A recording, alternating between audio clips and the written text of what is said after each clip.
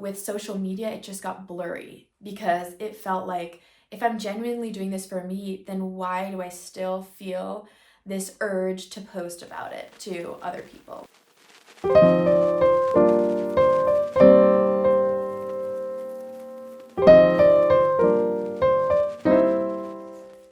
Hello, I'm Charlotte. Welcome back to my channel.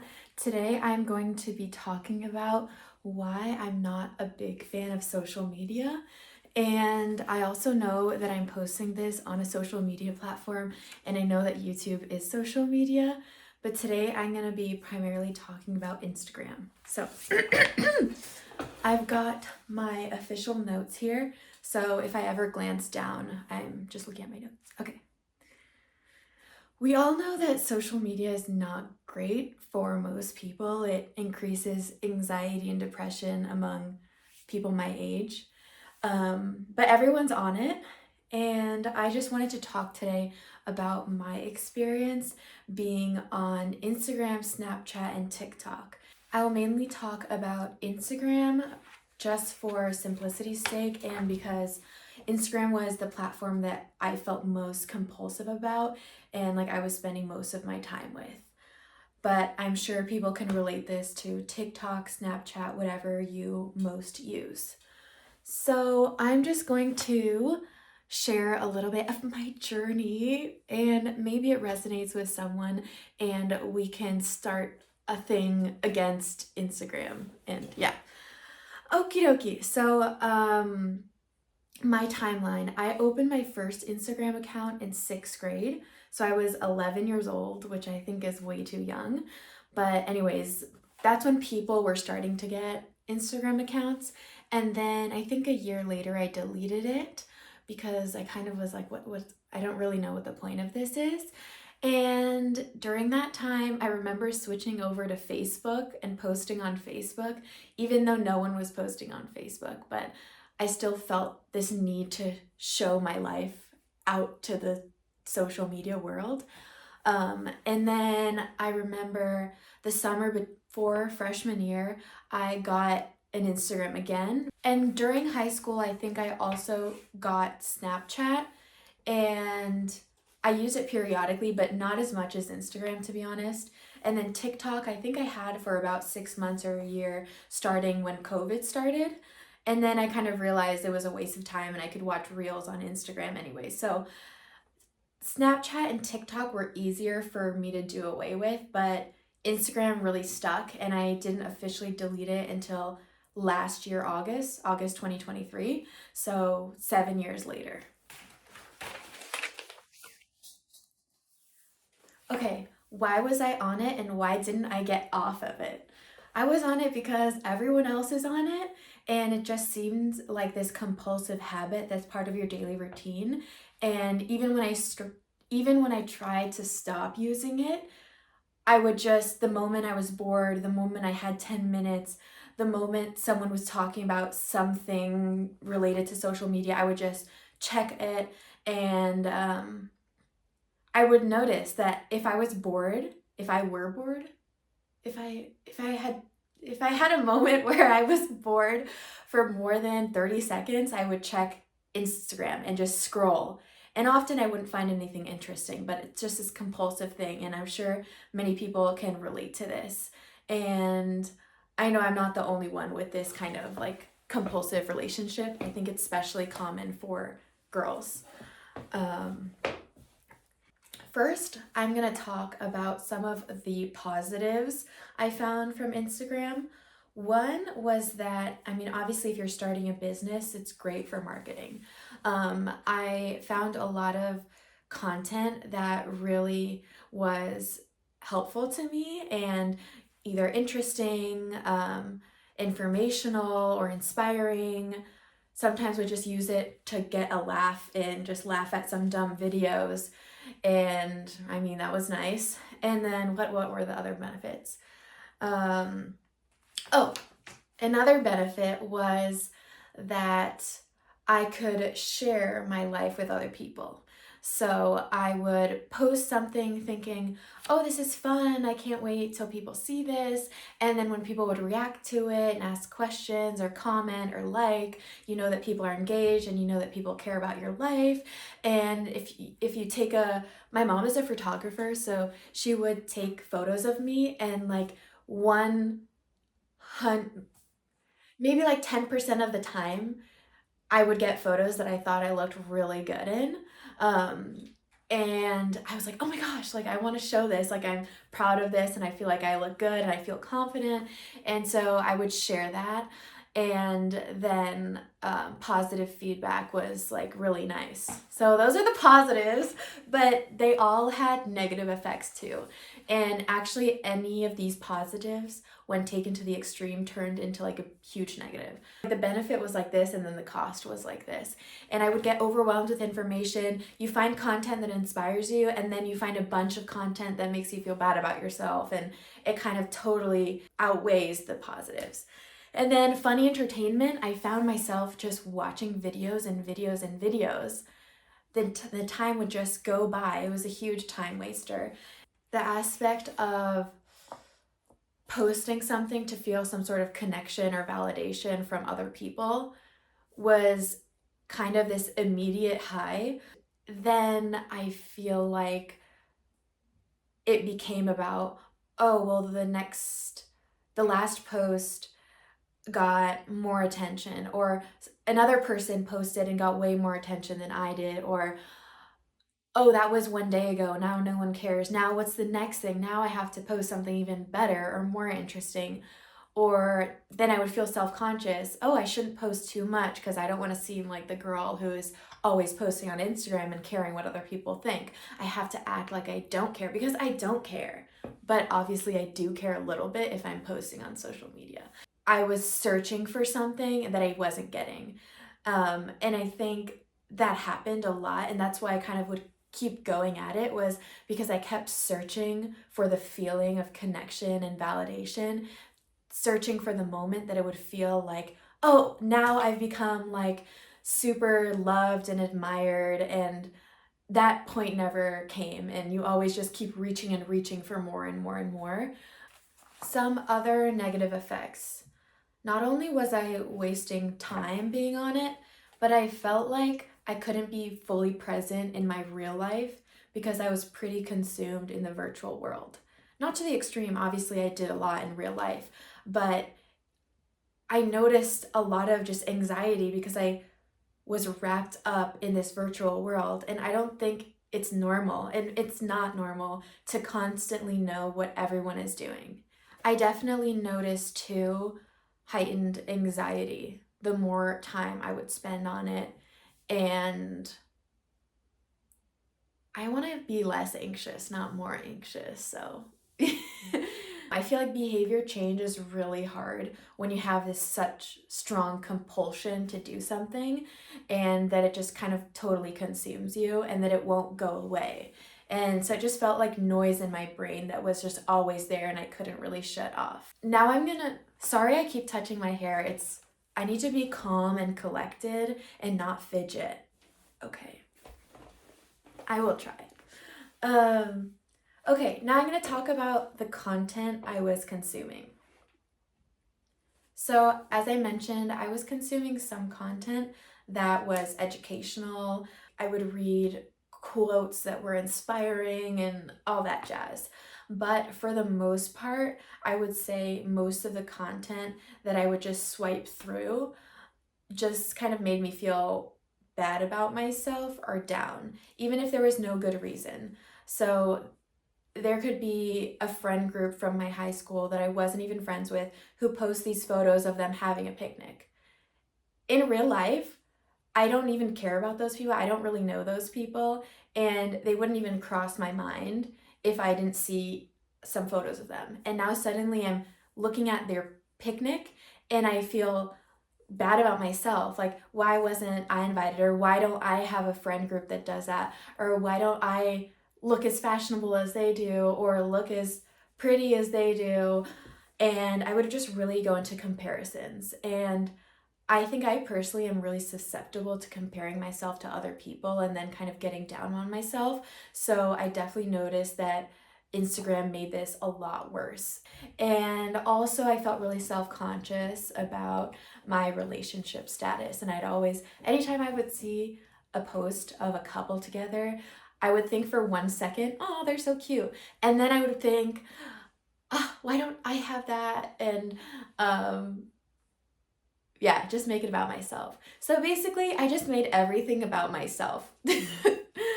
Even content that was supposed to be inspirational, like some influencers showing their journey of how they like became super motivated and now they're super fit and they want to help you because you can do it too. Somehow like that never inspired me. It just made me feel like, wow, I'm watching a compilation of someone getting their life together while I'm just sitting here eating snacks.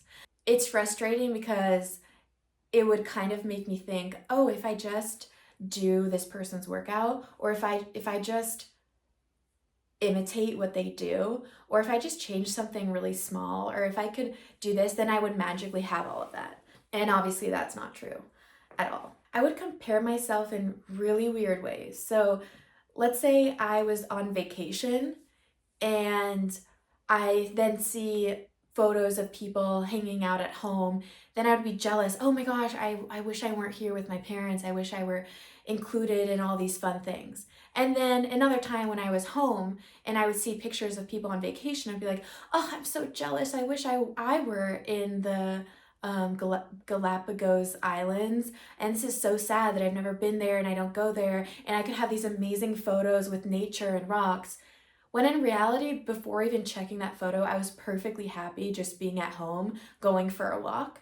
And I've had plenty of experiences in nature and beautiful places, traveling, and I have no reason to be jealous of somebody traveling. It was just like the grass is greener on the other side. So maybe I'm just kind of an extreme, and most people are like, yeah, I don't care, but this episode is about me and my experience. Okay. I also put a lot of meaning into pictures. Obviously, a lot of people curate lighting, poses, angles, clothing, all that sort of thing. And from a picture, you obviously don't get real life. Like, there's no motion in it. You're not actually present. It's literally just two-dimensional. And I put a lot of meaning on photos. So if I saw a photo of someone, I would think, oh my gosh, they're so much happier than I am. They're living life, they're accomplishing these things. Subconsciously, you make assumptions about people's lives. Like, even though you know, oh, well, I curate what I post, and doesn't mean that 100% of the time I'm looking like that or doing that. The other thing about Instagram is that it's very hard to curate the content you are consuming.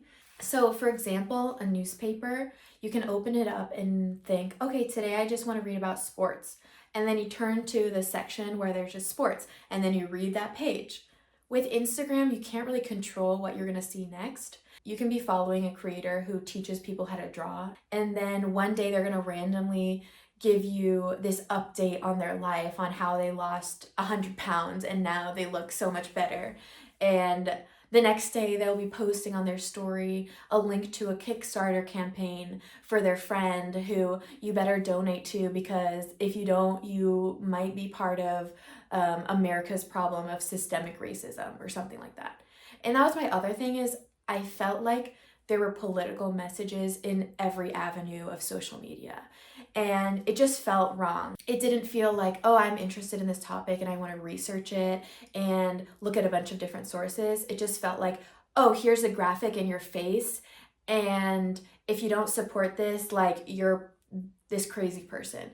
And then also, if you're not posting political things, if you're not posting an update every time some catastrophe in the world happens, or every time something controversial happens, if you don't immediately have a statement about that, you also felt judged. At least I did, and I felt self-conscious. And so it just was a really weird mix of people posting things to look hot, but then posting things to sound like morally good people. Next.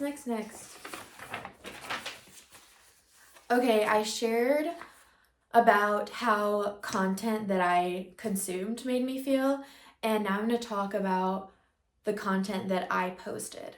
So, the thing is, for the most part, I had the general intention of posting something because it was a fun experience. I thought it would be fun to share with my friends, blah, blah, blah. But I couldn't help but also be hyper aware of what was the response to the post and thinking about what do people think about this. I almost felt like I was trying to prove to other people that I was all these things interesting, beautiful. It's pretty sad for me to admit that I would post photos of myself thinking maybe this time some guy that I was interested in 5 years ago that I've never even really talked to, but I have them on Instagram, so I know that they exist and I know that they'll see it. Maybe this will cause them to be interested in me. If I'm more attractive, if I'm more talented, then I'll have more guys interested in me, and I need to prove that to other people and I need to show other people that. My own motivation for improving myself started to become in order to attract other people and so that I could post myself. So I would envision myself, oh my gosh, Charlotte, next summer, you're gonna totally transform and be like suddenly super fashionable, have amazing hair and skin. Your body is gonna look so amazing. And then finally, you're gonna get an amazing Instagram photo.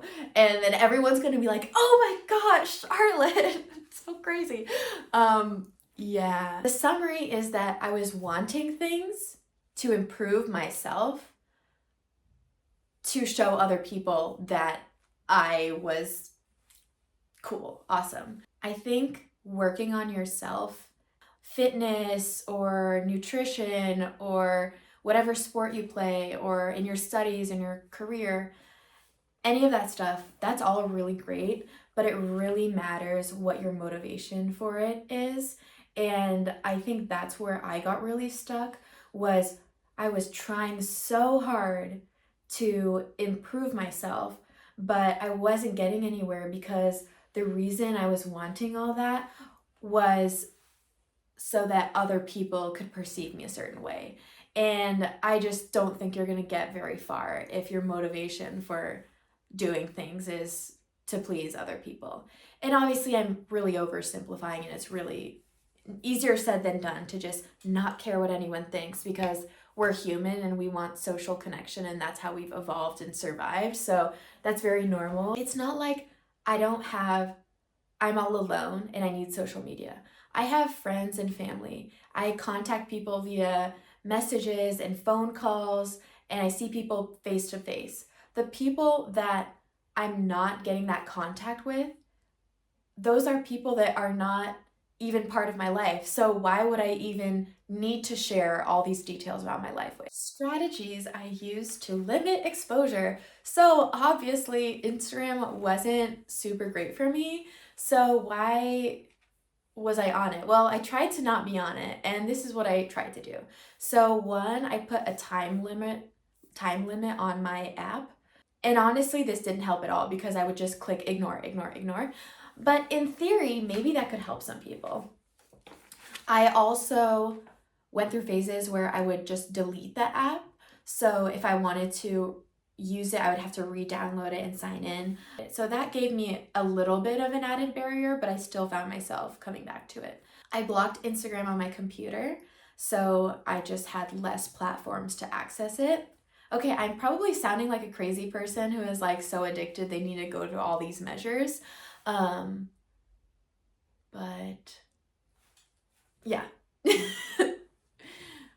I did do all these things. So, okay. Another thing I did was mute posts from people that I felt bad for unfollowing, but I didn't really want to see everyday photos of what they were posting. And also, no one realizes if you mute them, no one is checking to see if every single person that follows them, likes their photos, and interacts with them. And then I started to just unfollow people. I had this thing of like, I can't unfollow someone because that's so rude. And even when someone would unfollow me, I would feel bad unfollowing them because I thought that was rude. So I would just keep following them. And so what I did was anytime I unfollowed someone, I removed them also. So we're just not friends anymore. Okay, another thing that I did was temporarily deactivate my account. And I can't remember exactly how that worked, but I think that's an option where you can deactivate it, but as soon as you log in or something like that, it reactivates it. And then the last step I took, which was the most effective, was completely deleting it August 22nd of 2023. The last thing is YouTube. YouTube is a social media and I obviously do use it. And I want to talk a little bit about why I do use it.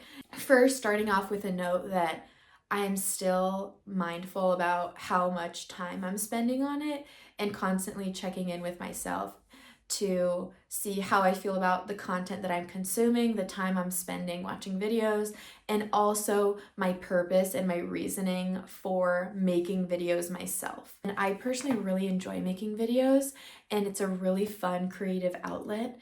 Thinking of ideas, I like prepping it, and I like filming it, the creation of it, and I like the editing, I like all aspects. It feels like I'm doing something productive and creative. It's not just a quick photo, it's something that I've actually worked on and put some time and thought into.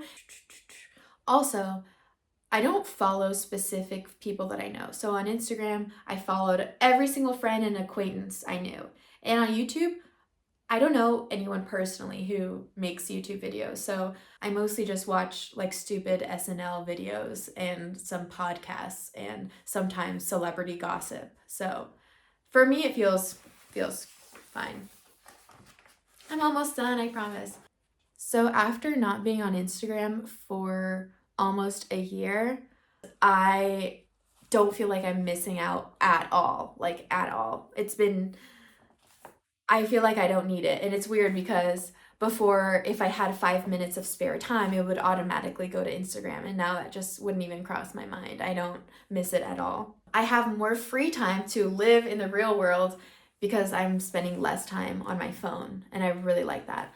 Although sometimes I still spend too much time on my phone. I flip through the weather app a lot and check my emails and stuff like that. So I still need to monitor my phone usage time, but I think compulsively checking the weather app is not as bad as spending hours and hours a day on Instagram. So I feel like it's freed up a lot of time and just mental energy. Now that in my brain I'm not constantly thinking about all these random people, I can just kind of more focus on things that are important to me.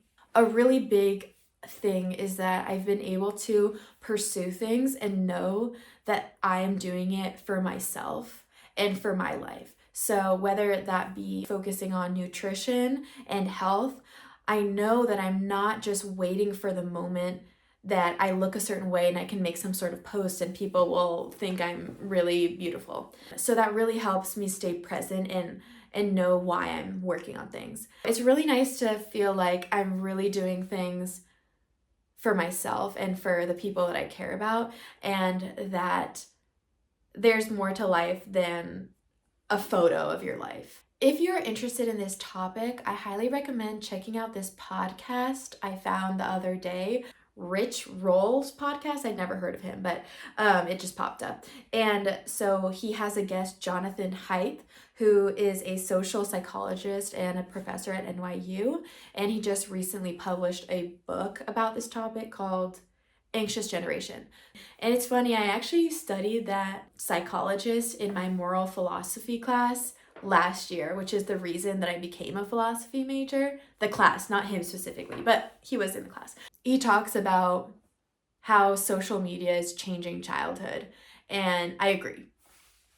So it's very interesting. You should check it out. The title is How Social Media is Rewiring Childhood. And I'll put the link in the description, and that is all.